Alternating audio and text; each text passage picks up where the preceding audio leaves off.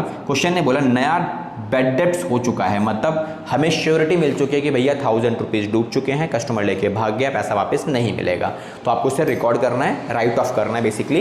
Next point में question ने क्या बोला, आप प्रोविजन क्रिएट करो, कितना 5% का प्रोविजन आपको क्रिएट करके चलना पड़ेगा अगर आपको आगे काम करना है। तो हमें डाउटफुल है, मतलब कि जो बाकी बचे हुए हैं उनमें से भी कोई धोखा दे देगा, 5% वो भी नहीं मिलेगा।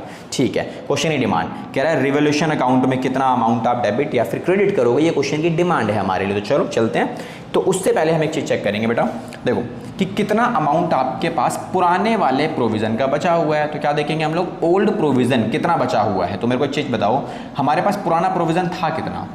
सर पुराना प्रोविज़न था हमारे पास 6000 रुपये का। परफेक्ट। कितना डूब गया, जितना डूब गया उतने रुपए से प्रोविज़न की वैल्यू कम हो जाती है, बिकॉज प्रोविज़न का मेन मोटिव यही होता है कि भाई अगर नुकसान हुआ तो हम उसे एडजस्ट करवा लेंगे। हमने करवा लिया और करवाने के बाद वैल्यू कितनी बची मेरे पास, 5000 रुपये बचा हुआ है पुराने वाले प्रोविज़न में से भी।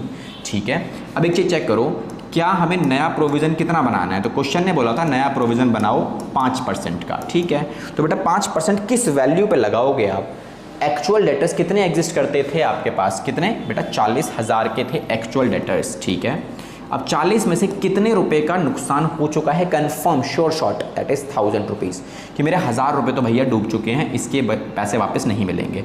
तो एक्चुअल डेटर्स अभी भी मार्केट में कितने एग्जिस्ट कर रहे हैं, 39,000 रुपीज़ के डेटर्स अभी भी मार्केट में अवेलेबल हैं, जिस पर हमें डाउट है 5% इसमें से भी नहीं मिलेगा।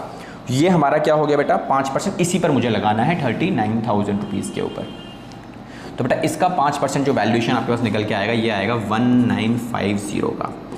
तो एक कंपैरिजन अगर आप देखोगे ना कि भैया ओल्ड प्रोविज़न और न्यू प्रोविज़न में क्या हो रहा है, डिफरेंस है मेरे पास, कि भैया पुराना प्रोविज़न ज़्यादा था, नया प्रोविज़न कम देखने को मिलेगा। तो एक तरीके से प्रोविज़न को आप हमेशा कंसिडर करो एज ए लायबिलिटी। तो लायबिलिटी की वैल्यू बेटा कम होती हुई नजर आ रही है ना। तो जितनी वैल्यू मेरी कम हो रही है उतने रुपये का मेरा बेनिफिट हो गया है। कितने रुपये बेनिफिट हुआ, 3050 रुपये का मेरा बेनिफिट हुआ है, क्योंकि फ्यूचर में प्रोविज़न कम बनेगा। तो प्रोविज़न अगर कम बनेगा तो मेरा बेनिफिट होगा।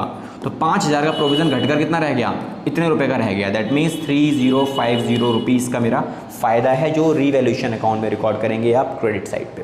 क्लियर, आई होप ये क्लियर होगा आपको। तो वीडियो को लाइक, सब्सक्राइब एंड बाकी आपको बताइए क्या करना है। थैंक यू सो मच, मिलेंगे।